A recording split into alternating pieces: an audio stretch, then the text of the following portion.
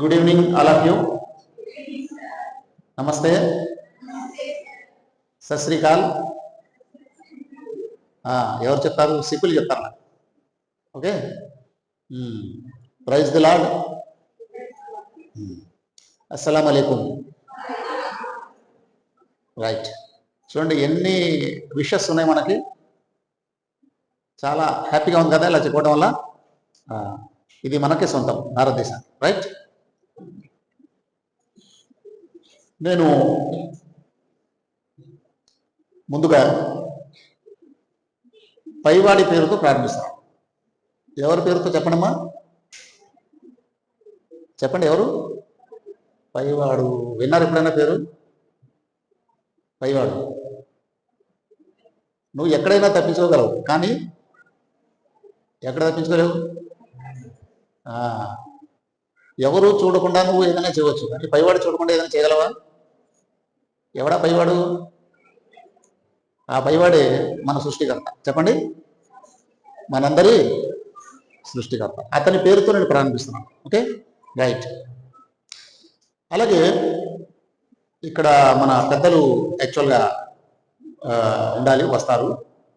అందులో ప్రధానంగా మన పైడా ఇన్స్టిట్యూట్స్ చైర్మన్ గారు పైడా సత్యప్రసాద్ గారు, అలాగే ఎగ్జిక్యూటివ్ చైర్మన్ చిరంజీవి పైడా శ్రీరామ్ గారు, అలాగే గౌరవనీయులు ప్రిన్సిపల్ గారు డాక్టర్ సూర్యప్రకాష్ గారు, వైస్ ప్రిన్సిపల్ రవికుమార్ గారు, అలాగే డైరెక్టర్ గారు వంశీ కృష్ణరాజు గారు, ఇతర పెద్దలు, my dear son professor Raj Kumar గారు,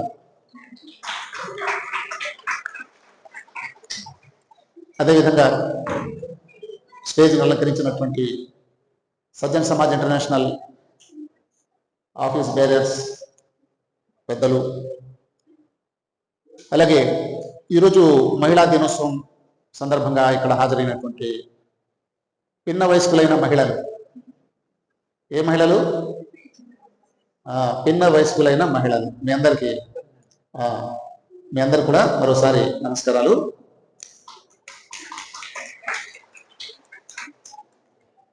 మహిళా దినోత్సవ శుభాకాంక్షలు కూడా. రైట్, అయితే ఈరోజు నేను ఒక కీలకమైన అంశాన్ని మీ ముందు ప్రస్తావించాలనుకుంటున్నాను. జీవితంలో మనం ఏమవ్వాలి అన్నప్పుడు సాధారణంగా ఏమంటారు చెప్పండి? ఒకటి చెప్పండి.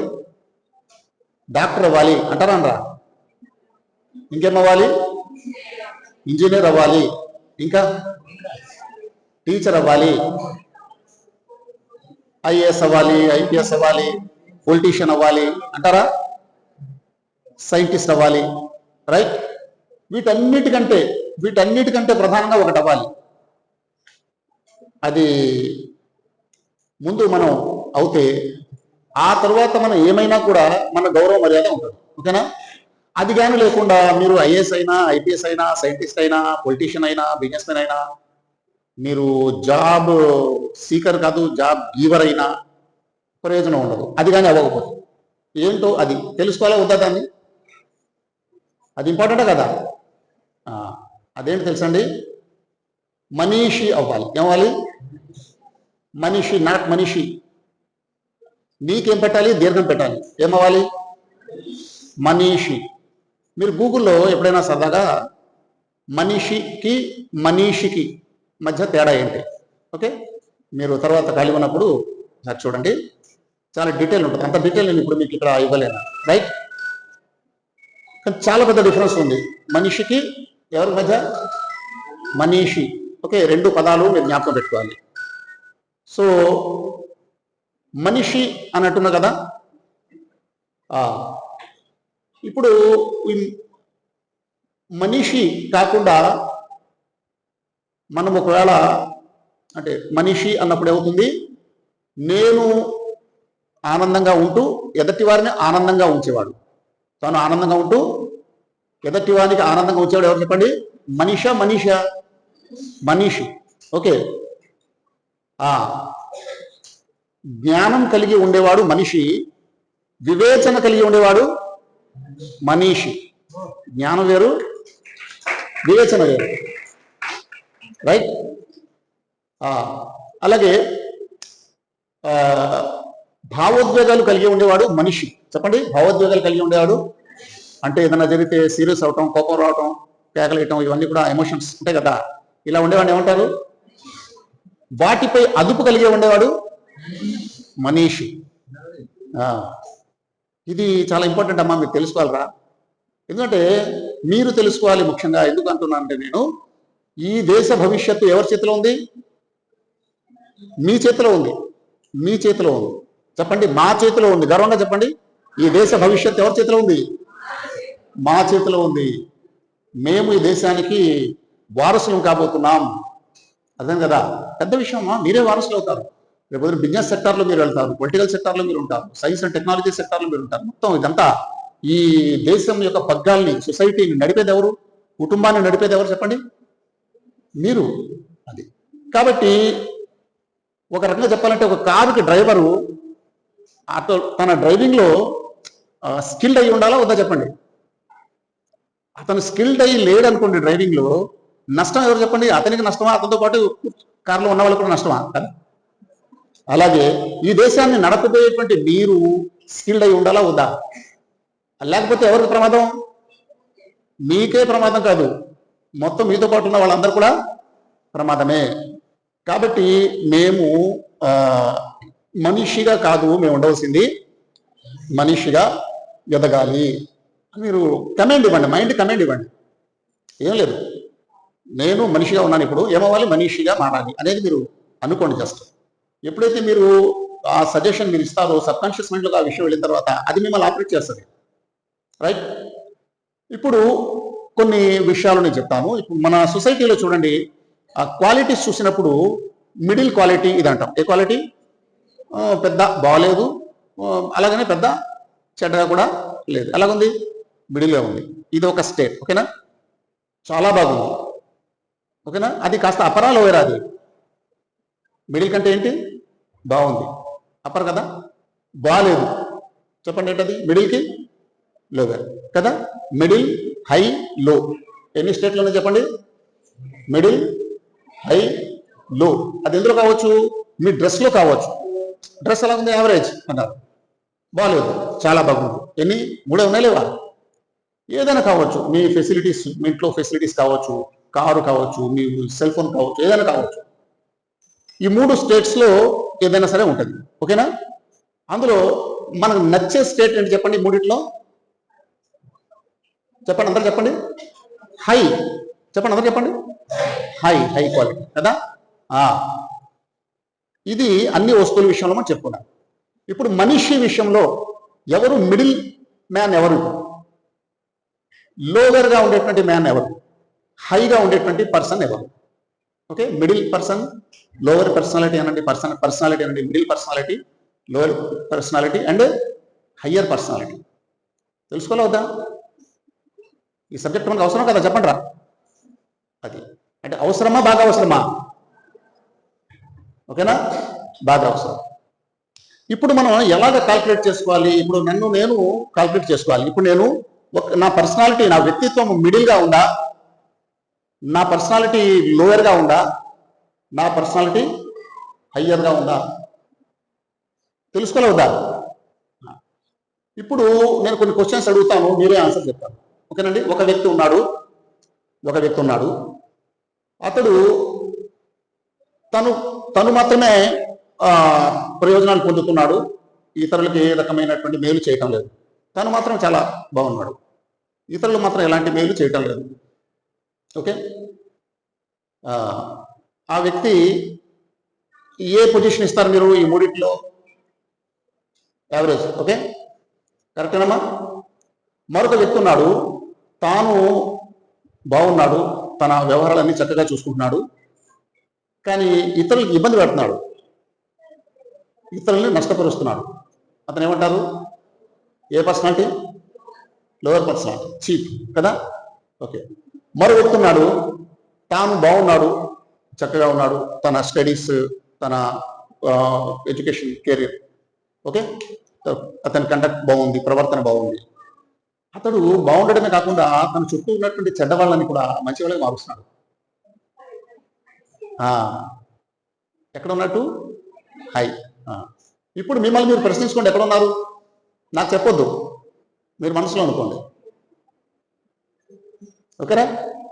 అది కాబట్టి నన్ను నేను చెక్ చేసుకునేటువంటి ఒక స్కేల్ మీకు ఇచ్చాను. ఏమిచ్చాను మీకు చెప్పండి? పర్సనాలిటీ చెక్ స్కేల్ అన్నమాట ఇది. ఓకేనా?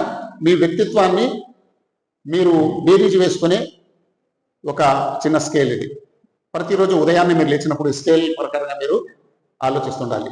నేను ఎక్కడ ఉండాలి? ఈ రోజు అంతా ఎక్కడ ఉండాలి? నేను యావరేజ్గా ఉండాలా, లోవర్గా ఉండాలా, హై లెవెల్లో ఉండాలా అనేది పొద్దున్నే మీరు ఒక్కసారి మీరు ఆలోచన చేసుకొని బయలుదేరాలి. ఓకేనా? సాయంత్రం మళ్ళీ పడుకునే ముందు ఒకసారి మళ్ళీ స్కేలింగ్ చేసుకోవాలి. మళ్ళీ ఈరోజు నేను ఏ రకమైన యాటిట్యూడ్ కలిగి ఉన్నాను అనేది చెక్ చేసుకోవాలి. ఓకేనా? ప్రతిరోజు సాయంత్రం చేయాలి. ఒక వ్యక్తి చీప్గా ప్రవర్తిస్తున్నాడు, చాలా హీనంగా ప్రవర్తిస్తున్నాడు, అతడు సైంటిస్ట్, గౌరవం ఉంటుందా? ఒక వ్యక్తి క్యారెక్టర్ చాలా వరస్ట్ క్యారెక్టర్, ఇతరులు ఇబ్బంది పెడుతుంది, కానీ ఒక మంచి స్పీకర్. ఇప్పుడు ఒక స్కేల్ మనం తెలుసుకున్నాం, మన వ్యక్తిత్వాన్ని కొలుచుకునేటువంటి స్కేల్ గురించి మనం మాట్లాడుతున్నాం, రైట్? తర్వాత మనం ఒక 3 స్థాయిల్లో మనం ఆలోచించాలి. ఏ స్థాయి చెప్పండి? ఎన్ని స్థాయిలమ్మా?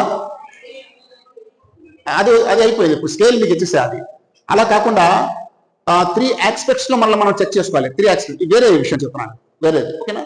మొదటిది చూడండి, మనలో కొంతమంది ఏదైనా కొన్ని తప్పుడు పనులు చేస్తారనుకోండి, మనం ఒక మాట అంటుంటాం. ఒక ఆడవాళ్ళు అయితే ఏమంటారు? ఏవే అసలు నువ్వు మనిషివా? ఏమంటారు? ఏవే నువ్వు అసలు మనిషివా, పశువా అన్నారు. అంటే పశువు అనేటువంటి మీకు సందేహం ఎందుకు వచ్చింది? ఆవిడ ఒంటి మీద ఏమన్నా వెంట్రుకలు వచ్చినాయా? తోక ఏమైనా వచ్చిందా? 4 కాళ్ళతో నడుస్తుందా? పశువా అనే క్వశ్చన్ ఎందుకు చేసినా చెప్పండి? ఏది లోపం ఏమొచ్చింది చెప్పండి? మోరల్ కండక్ట్ తప్పితే ఏమంటున్నాం మనం? చెప్పాలా? మీరు చెప్పాలరా? ఎవరిలో అయితే వాల్యూస్ పడిపోయాయో అతన్ని కానీ ఆమెను కానీ చూసామంటే మనం మనిషివా, పశువా అంటాం మనం, రైట్? ఓకే. మరో సందర్భంలో మనం ఏం చేస్తుంటాం తెలుసా? ఈమె మనిషి కదండి, ఈమె ఎవరు? మనిషి కాదు అమ్మా, ఎవరండి మరి? మహాత్మురాలు. చెప్పండి, మహాత్మురాలు అంటే ఏమైంది ఆవిడ? అంటే ఒక 15 అడుగులు పెరిగిపోయిందా? లేక ఒక 200 కేజీలు వెయిట్ పెరిగిపోయిందా? ఎందుకన్నా మనం అలా? ఆమెలో వాల్యూస్ చాలా హై పీక్లకు వెళ్ళి, ఎప్పుడైతే ఒక మనిషి అంటే ఇప్పుడు మళ్ళీ అదే మీకు ఆ స్కేల్ ఇక్కడ కూడా కనిపిస్తుంది. కామన్ మ్యాన్ గా ఉన్నటువంటి వాళ్ళు ఎప్పుడైతే వాల్యూస్ లో పడిపోయారో అప్పుడు ఎవరు? అందరు చెప్పండి. పశువు. అవి పడిపోకుండా నార్మల్గా ఉన్నప్పుడు మనిషి. పెరిగితే మహాత్మురాలు. ఇది ఒక స్కేల్. ఓకేనా? ఇది దేని ద్వారా మనం జడ్జ్ చేస్తున్నాం? Common sense. చెప్పండి అందరూ, కామన్ సెన్స్. ఓకే, ఇది ఒకటి. తర్వాత రెండవది, మనం ఉంటున్నది సొసైటీ ఏదైతే ఉందో ఇది సివిల్ సొసైటీయా లేకపోతే దీన్ని ఒక ఏమని చెప్పాలి, ఆటవిక సమాజమా? మనం ఉంటున్నది ఆటవిక సమాజమా లేక ఒక నాగరిక సమాజమా? చెప్పండి. సివిలైజ్డ్ సొసైటీ కదా. మన అన్సివిలైజ్డ్ సొసైటీలో ఉంటున్నామా, సివిలైజ్డ్ సొసైటీలో ఉంటున్నామా? చెప్పండి. సివిలైజ్డ్ సొసైటీలో ఉంటున్నాం. కాబట్టి మనము మనుషులుగా ఉండాలా, పౌరులుగా మారాలా? రాజ్యాంగం ప్రకారంగా ఈ పదాలను జ్ఞాపకం పెట్టుకోవాలి. రాజ్యాంగము, రాజ్యం అంటే చూసారా, రాజ్యంలో మనుషులు కాదు అక్కడ ఉండేది. ఏమంటారు? మనుషులు అంటారు కదా, మనుషులు కాదు అక్కడ ఉండేది. ఎవరు ఉంటారు? పౌరులు ఉంటారు. ఒక వ్యక్తి పౌరుడు, ఒక స్త్రీ పౌరురాలు అవ్వాలంటే పౌర విలువలు అంటారు, సివిల్ ఎథిక్స్. ఏం ఎథిక్స్ చెప్పండి? ఎథిక్స్. అలాంటి వాళ్ళని ఏమంటారు? పౌరుడు అంటారు. ఓకే, ఈ పౌరుడు అనేది ఒక సామాన్యమైనటువంటి విషయం అయితే, ఎప్పుడైతే చట్ట ప్రకారంగా మీరు రాజ్యాంగం ప్రకారంగా ఒక చేయవలసిన, రాజ్యాంగం ఆదేశించిన పనులు మీరు చేస్తున్నారో అప్పుడు మీరు పౌరులుగా ఉంటారు. ఓకే, ఇంకా అడ్వాన్స్ అయ్యి మీరు రాజ్యాంగం ఆదేశించినటువంటి పద్ధతిలో మీరు సమాజాన్ని దేశాన్ని అభివృద్ధి చేయడానికి ప్రయత్నం చేస్తున్నారు. మీరు సొసైటీని ఇంకా అప్లిఫ్ట్ చేయడానికి ప్రయత్నం చేస్తున్నారు. అప్పుడు మీకు ఏమంటారు? పౌరుడు కాస్త ఏమవుతాడు? ఉత్తమ పౌరుడు అయిపోతాడు. ఏమవుతాడు చెప్పండి? ఉత్తమ పౌరురాలు అంటారు కదా, ఉత్తమ పౌరుడు. నార్మల్గా అయితే పౌరుడు కదా. రాజ్యాంగ వ్యతిరేకంగా ప్రవర్తించాలనుకోండి, అప్పుడేమంటారు? నేరస్తులు అంటారు. చెప్పండి, నేరస్తులు. అంటే కామన్ సెన్స్ ప్రకారంగా ఆలోచిస్తే ఒకటి అయిపోయింది, మహాత్ములయ్యారు లేక పశువులయ్యారు. ఓకే, రాజ్యాంగం ప్రకారంగా ఆలోచిస్తే ఏమయ్యారు? ఉత్తమ పౌరుడు హై, ఇంకా లోవర్కి వచ్చేసినప్పుడు ఏమవుతారు? నేరస్తుడు. నార్మల్గా ఉంటే ఏమవుతారు? అంటే మనిషి, అంటే జస్ట్ పౌరుడు అంతే. ఇది స్కేల్ చూసుకోవాలి, మన సొసైటీలో ఉంటున్నాం కాబట్టి ఇది. ఇక మూడవది చివరిది చెప్తాను నేను, అదేంటో తెలుసా? రిలీజియన్. మనం అందరూ కూడా రిలీజియన్లో ఉంటున్నాం, ఏదో ఒక రిలీజియన్, అది హిందూ, క్రిస్టియన్, ముస్లిం ఎవరైనా కావచ్చు. ఓకే, హిందూ రిలీజియన్ అంటే మన వేదాల ప్రకారంగా చూసినప్పుడు ఎవరైతే వైదిక ధర్మం ప్రకారంగా ఉంటారో వాళ్ళని ఏమంటారో తెలుసండి? ఈ పదాలు మీరు జ్ఞాపకం పెట్టుకోవాలి, అందరూ జ్ఞాపకం పెట్టుకోవాలి. హిందూ, ముస్లిం, క్రైస్తవులు అందరూ జ్ఞాపకం పెట్టుకోవాలి. గొప్ప టెర్మినాలజీస్ ఇవన్నీ కూడా. ఆ టెర్మినాలజీస్ మనం లీడ్ చేస్తాయి, మనకు మన వ్యక్తిత్వాన్ని నిర్మిస్తాయి. టెర్మినాలజీ ఏంటి తెలుసండి? యోగి అంటారు. చెప్పండమ్మా, యోగి. పదాలు ఎప్పుడు మర్చిపోవద్దు. యోగి. మీరు యోగము పదం విన్నారు ఎప్పుడైనా? యోగము, యోగా విన్నారు కదా. యోగా ఆసనాలు వేస్తుంటారు కదా. యోగా ఆసనాలతో చేసేది అది ఫిజికల్ గా చేసేది మాత్రమే. ఒకటి మెంటల్ గా చేసేటువంటి యోగా ఉంటుంది, మానసికమైన యోగా ఉంది. అసలు యోగా అనే పదానికి అర్థం ఉన్న ఐడియా ఉందమ్మా ఎవరికైనా? చెప్పండి, స్టూడెంట్స్ చెప్పండి అమ్మా. యోగా అంటే జ్ఞాపకం పెట్టుకోండి, యోగా అంటే కలయిక. అదేనండి. ఒక సందర్భంలో చూడండి, మనం ఒక న్యూస్లో ఎప్పుడైనా వింటాం, వారికి పితృ వియోగం జరిగింది. పితృ వియోగము, యోగము వియోగము. అర్థం కదా, అంటే చనిపోవటం అనమాట, విడిపోవటము. వియోగం అంటే విడిపోవుట, యోగం అంటే కలయిక. ఓకే, ఈ పదాలు జ్ఞాపకం పెట్టుకోవాలి. అయితే ఇక్కడ యోగి అన్నారు కదా, యోగి అంటే కలిసి ఉండేవాడు. ఎవరు కలిసి ఉండేవాడు అనేది చూడాలి. కలిసి ఉండేవాడు ఎవరికి? సృష్టికర్త ఆదేశాలకు, సృష్టికర్త అభిష్టానికి కలిసి ఉండేవాడు. దేవుడు ఏం కోరుకుంటాడు? మంచి కోరుకుంటాడు. కాబట్టి మీరు మంచి వాళ్ళగా ఉంటారు. అంటే మీరు ఎక్కడ ఉన్నారు ఇప్పుడు? ఎవరితో ఉన్నారు? దేవునికి దగ్గరగా ఉన్నారు. చెడు చేయటం, పాపాలు చేయటం దేవుడికి ఇష్టం లేదు. మన చెడులు పాపాలు చేస్తున్నాం అనుకోండి, అప్పుడు ఏమవుతుంది? దేవుడితో మనకు యోగం అవుతుందా, వియోగం అవుతుందా? వియోగం అయిపోతుందా, దేవుడికి దూరం అయిపోతున్నాం. అది near to God, far to God, far from God. Okay, near to God. ఇది కూడా స్కేల్ ఎప్పటికప్పుడు మనం చూసుకుంటుండాలి. నా పేరు వెంకట్రావు పేరు పెట్టుకొని, నా పేరు వెంకటలక్ష్మి పేరు పెట్టుకుంటే హిందువులు అయిపోతామా? లేక మన ప్రవృత్తి బట్టి అవుతామా? చెప్పండమ్మా. ఒక యోగిగా ఉన్నప్పుడు, అంటే దేవుని ఇష్టాలకు అనుకూలంగా మీరు ఎప్పుడైతే ఉంటారో అప్పుడు మిమ్మల్ని యోగి అంటారు. మనిషి కాస్త అయ్యాడు, యోగి అయ్యాడు కదా. ఒకవేళ ఈ విషయంలో మనం దిగజారిపోయాం అనుకోండి, కిందకి దిగామనుకోండి, అప్పుడు ఏమంటారు తెలుసా అండి? రాక్షసులు అంటారు. చెప్పండి, ఎవరు? రాక్షసులు. అంటే వాళ్ళు తమకు తాము నష్టం చేసుకుంటారు, ఇతరులకు కూడా నష్టం చేస్తారు. ఏమయ్యారు వాళ్ళు? రాక్షసులు.